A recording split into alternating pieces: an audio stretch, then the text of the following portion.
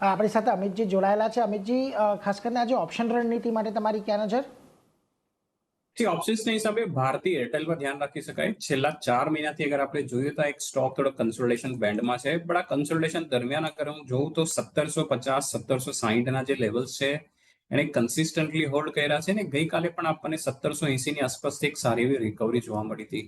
તો I feel કે not major move but at least near ટર્મના હિસાબે ઉપરમાં મને એવું લાગી રહ્યું છે કે 1880 થી લઈને 1900 ના લેવલ્સ આવી શકે છે।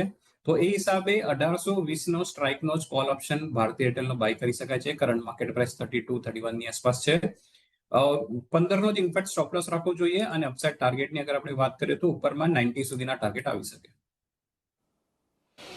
એટલે જો અહીંયાથી ભારતીય એરટેલની અંદર એક સારી તેજીની અપેક્ષા ખાસ કરીને બનતી દેખાઈ રહી છે। 1820નો કોલ ઓપ્શન ખરીદવાની સલાહ અહીંયાથી, 15નો સ્ટોપ લોસ રાખો, 90ના લક્ષ્યાંક તમને આવતા દેખાઈ શકે છે। એટલે ખાસ કરીને ભારતીય એરટેલ એક એવું કાઉન્ટર કે જ્યાં આગળ 1820ના કોલ ઓપ્શનની અંદર તમે ખરીદદારી કરી શકો છો। આગળ વધીએ આજના દિવસે